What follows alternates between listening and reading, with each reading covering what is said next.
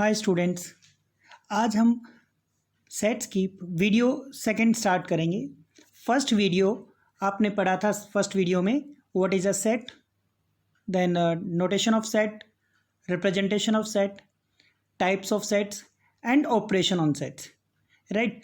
अब हम वीडियो 2 में वेन डायग्राम्स के बारे में पढ़ेंगे।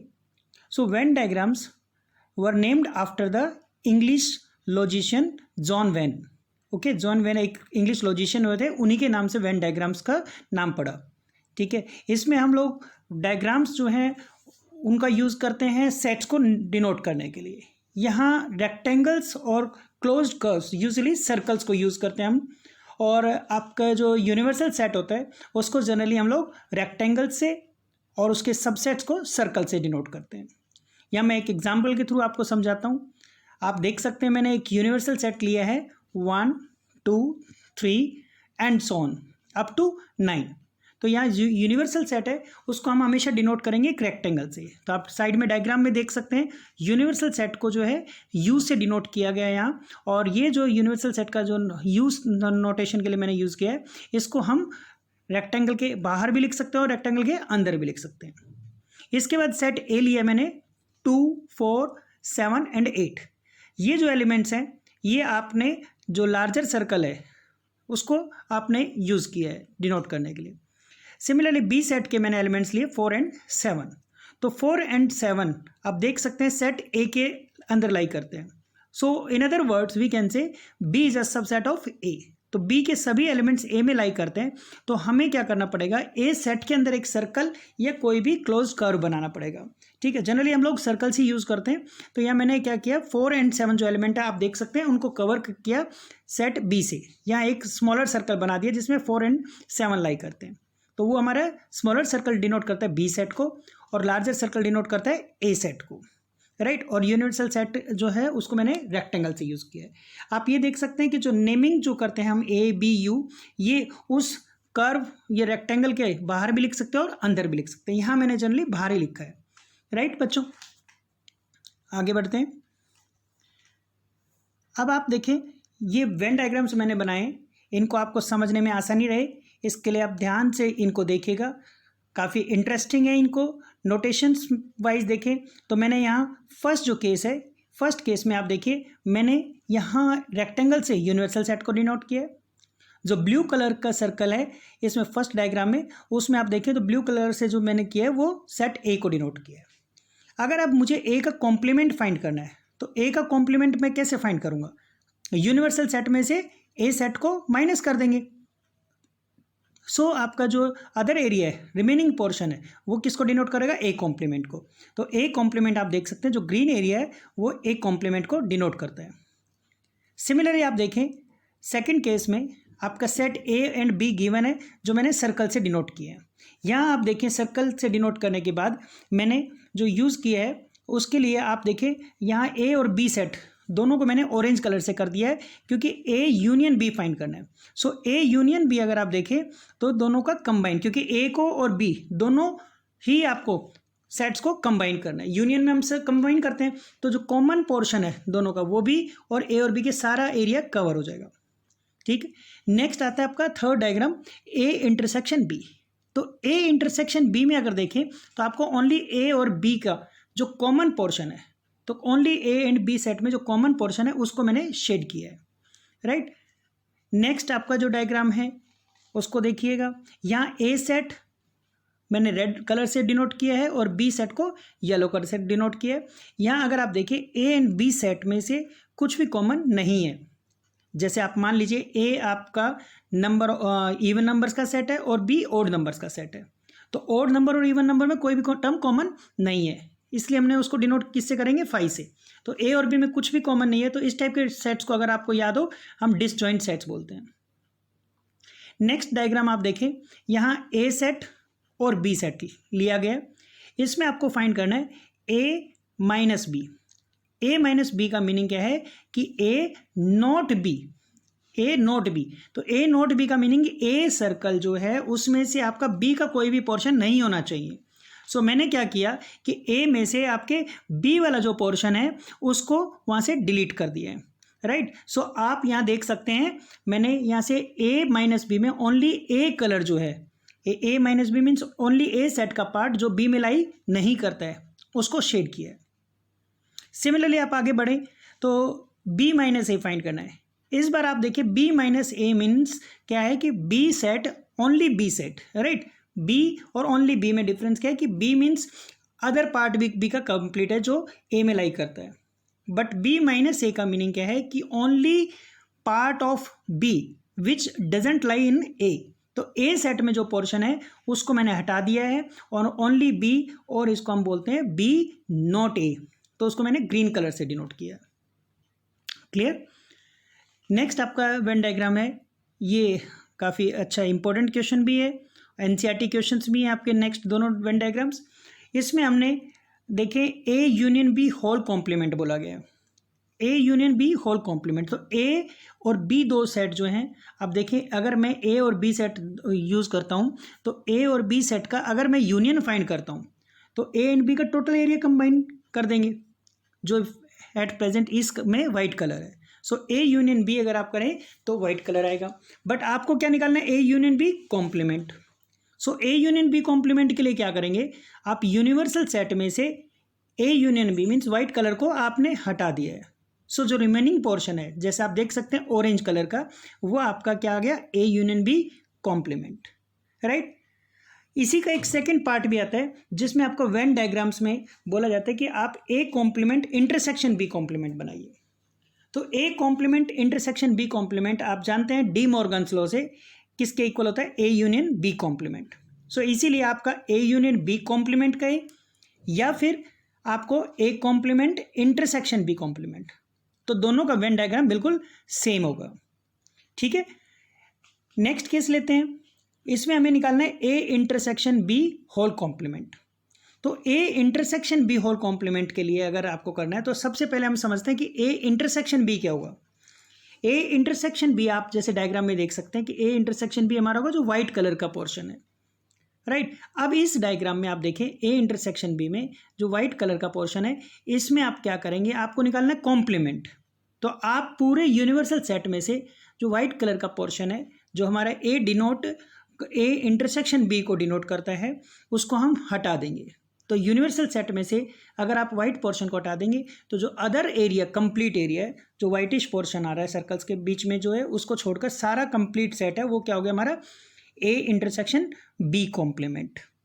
इसी को हम डी मॉर्गन्स लॉ से किसके इक्वल रख सकते हैं, A complement union B complement.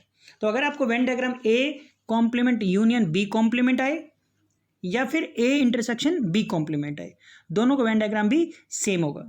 तो लास्ट के दोनों पार्ट काफ़ी इंपॉर्टेंट है। ठीक है, आगे बढ़ते हैं हम लोग। Now will study about some important results on number of elements in sets. ये फॉर्मूलेस जो हैं काफ़ी इंपॉर्टेंट हैं और आपके जो वर्ड प्रॉब्लम्स आती हैं सेट्स में उसमें यूज़ होते हैं। ठीक है, तो आइए समझते हैं इनको। यहाँ फर्स्ट फॉर्मूला अगर आप देखें लिखा है एन ए यूनियन बी। इसका मीनिंग क्या है कि number, N stands for number, तो number of elements in A union B. So this is equals to N of A plus N of B minus N A intersection B. यहाँ आप एक चीज़ का ध्यान रखिए, A intersection B means A and B set both, right, means A और B का जो कॉमन है। ठीक है, और ए यूनियन बी जैसे आपको बताया था ए और बी दोनों को मिक्स कर देते हैं आपका, तो यूनियन है। ठीक है, तो ए यूनियन बी को हम साइड में मैंने यहाँ लिखा भी आप देख सकते हैं, ए और बी मीन्स एग्जाम में आए कि फाइंड ए और B and number of elements in A और बी, और वर्ड यूज करता है कभी कभी एटलीस्ट वन, मीन्स ए और बी में से कोई भी एक, तो एटलीस्ट वन बोले या फिर फाइंड करे कि फाइंड ए और बी। तो number of elements in A और बी निकालना है या एटलीस्ट वन निकालना है, तो हम फर्स्ट फॉर्मूला यूज करेंगे। सो यहाँ याद रखिएगा N A union B is equal हो गया हमारा N A plus N B minus N A intersection B. Next आपको पूछता है कि नाइदर ए नॉर बी, अगर एग्जाम में आता है कि नाइदर ए नॉर बी, ठीक है, neither A means not a, तो यहाँ आप देख सकते हैं सेकंड फॉर्मूला मैंने लिखा है A complement. A complement meaning क्या होता है, not A and not B, तो एंड नॉट, एंड के लिए यूज करते हैं हम इंटरसेक्शन, ये याद रखिएगा। एंड मीन्स बोथ, यहाँ इंटरसेक्शन जो होता है वो यूज करते हैं एंड या फिर बोथ के लिए। तो यहाँ जब मैंने एंड लिखा है तो उसका मीनिंग क्या है, इंटरसेक्शन। सो आपको बोले नाइदर ए नॉर बी, तो neither A means not A and not B. ये हमारा अगर आप देखें डी मॉर्गन्स लॉ आपको याद होगा, उसके according A complement intersection B complement, ये हमारा जो होता है A union B whole complement, तो दोनों का मीनिंग सेम है। अब आप ए यूनियन बी का फॉर्मूला अभी ऊपर आपने यूज़ किया है, सो उस फॉर्मूले का यूज़ करके हम ए यूनियन बी फाइंड कर सकते हैं और उसकी वैल्यू हम यूनिवर्सल सेट, क्योंकि किसी भी का कॉम्प्लीमेंट निकालना है तो आप क्या करेंगे, यूनिवर्सल सेट में से माइनस कर देंगे। तो यहाँ आप देख सकते हैं A union B whole complement जो फॉर्मूला लिखा है मैंने, इसका मीनिंग क्या हुआ, यूनिवर्सल सेट में से ए यूनियन बी के एलिमेंट्स को हम हटा देंगे। तो जब भी आपसे एग्जाम में आए कि नाइदर ए नॉर बी, इस टाइप से वर्ड प्रॉब्लम्स आती हैं कि लाइक मैं कहता हूँ ए और बी जो सेट्स हैं, एप्पल और बनाना को लाइक करने वाले लोगों को दिखाते हैं, तो यहाँ हमें अगर निकालना है कि नाइदर एप्पल लाइक करे नॉर बनाना लाइक करे, तो उस केस में हम ये फॉर्मूला यूज़ कर सकते हैं। तो फॉर्मूला क्या होगा, डायरेक्टली आप कह सकते हैं कि यूनिवर्सल सेट में से हम ए यूनियन बी जो फाइंड करेंगे उसको सबट्रैक्ट कर देंगे। थर्ड फॉर्मूला आप पढ़े एन ए माइनस बी, अभी आपको वेन डायग्राम के थ्रू भी मैंने समझाया था। ए माइनस बी मीनिंग क्या होता है कि ए and not B, A and not B. आप इसको लिखना चाहें तो आप इसको ए एंड नॉट बी को ए इंटरसेक्शन बी कॉम्प्लीमेंट, ध्यान से सुनिए, ए इंटरसेक्शन बी कॉम्प्लीमेंट से भी डिनोट कर सकते हैं। सो ए माइनस बी मीनिंग क्या है कि ओनली ए नॉट बी, ये साइड में भी मैंने लिखा है ए बट नॉट बी। तो इसको कैसे फाइंड करना है आपको, ए सेट में से, आपने ऊपर देखा था जो वेन डायग्राम मैंने करा था, ए सेट में से आपने ए इंटरसेक्शन बी को माइनस कर दिया। नेक्स्ट आपको फाइंड करना है B minus A, B minus A means B not A, और आप कह सकते हैं कि ओनली बी। सो इसको लिखने में मैं लिखना चाहूँ तो आप ऐसे भी लिख सकते हैं कि B and A complement, B and का यूज़ क्या करते हैं, इंटरसेक्शन, तो B intersection A complement. So इसके लिए क्या करेंगे, आप बी सेट में से ए और बी का जो इंटरसेक्शन है उसको सबट्रैक्ट कर देंगे, तो आप वेन डायग्राम्स के थ्रू आपको और भी इजीली समझ में आ जाता है। तो बी माइनस ए मीनिंग क्या हो गया, बी सेट में से ए सेट के एलिमेंट्स को, ए इंटरसेक्शन बी के एलिमेंट्स को सबट्रैक्ट कर देंगे। फिफ्थ फॉर्मूला, जब तीन सेट्स आ जाते हैं हमारे ए बी एंड सी, तो उनका अगर यूनियन फाइंड करना है तो आप एग्जाम में इसमें ऐसे ही पूछा जा सकता है कि फाइंड ए और बी और सी, या फिर एटलीस्ट वन वर्ड यूज भी करते हैं।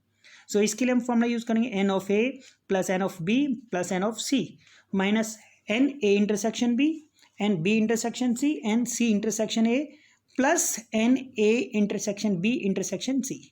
ए इंटरसेक्शन बी इंटरसेक्शन सी का मीनिंग क्या होगा कि जो तीनों सेट्स का कॉमन होगा, राइट।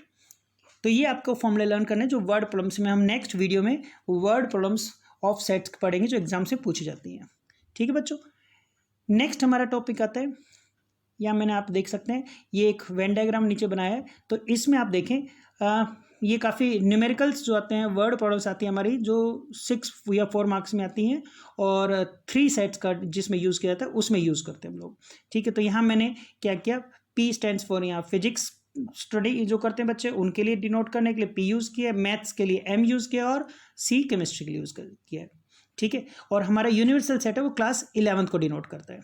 तो आप इस वेन डायग्राम को देखें और समझने की कोशिश करें। यहाँ सबसे पहले आप देखिए, मैंने इस वेन डायग्राम में यहाँ पी एम और C means physics maths and chemistry पढ़ने वाले बच्चों को डिनोट किया, और यूनिवर्सल सेट कंप्लीट 11th को डिनोट करता है।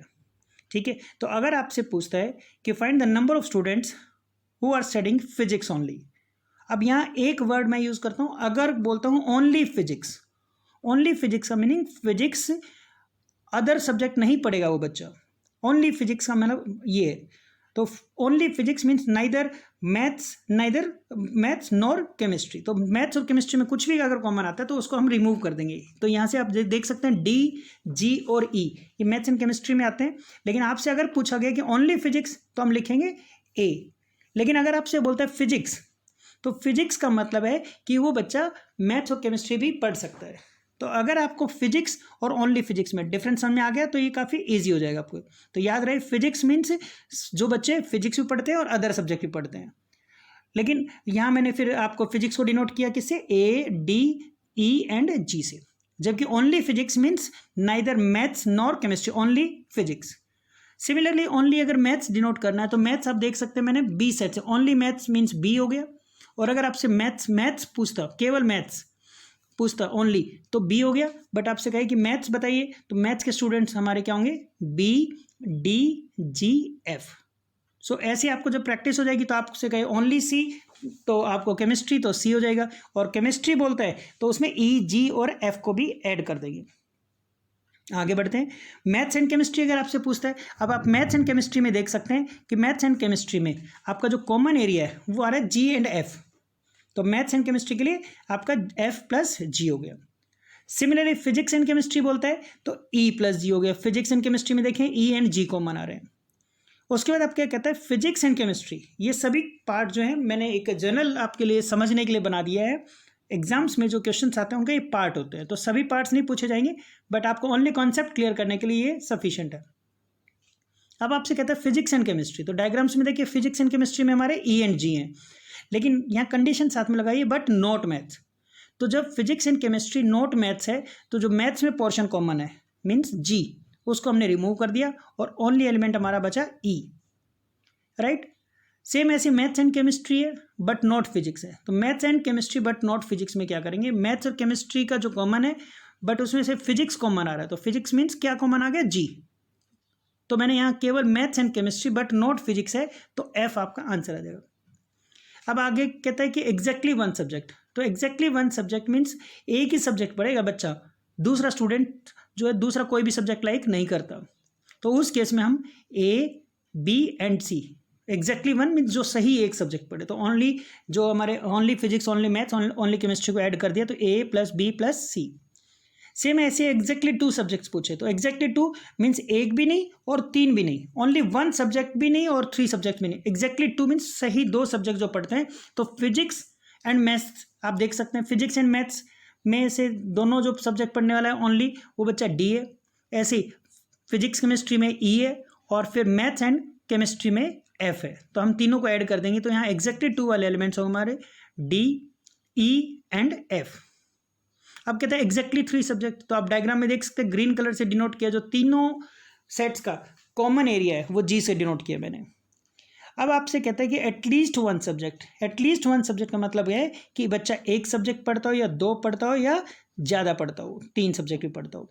इसका मतलब आपके सभी, क्योंकि एक सब्जेक्ट वाले ए बी सी थे, दो सब्जेक्ट वाले हमारे डी ई एफ थे और तीनों सब्जेक्ट वाले जी थे, तो आपसे जब बोलता है एटलीस्ट वन सब्जेक्ट तो तीनों को ऐड कर देंगे, तो A B C D E F G तक आप ऐड कर देंगे।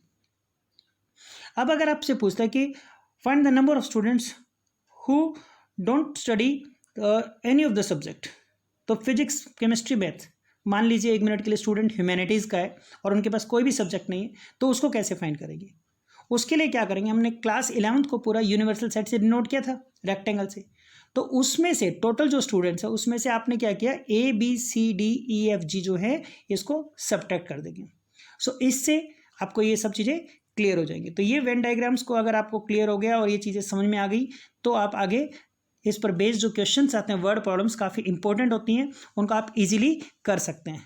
तो आई होप ये आपको अच्छे समझ में आ गया होगा। हमारी नेक्स्ट जो वीडियो है उसमें इसी का पार्ट 3 जो आएगी, उसमें हम लोग वर्ड प्रॉब्लम्स को लेंगे और जो एग्जाम्स में मोस्ट इंपॉर्टेंट है, तो भूलना नहीं कि पार्ट 3 देखने के बाद ही आपका ये चैप्टर कंप्लीट होगा और that video will be most important. I hope आपने एंजॉय किया।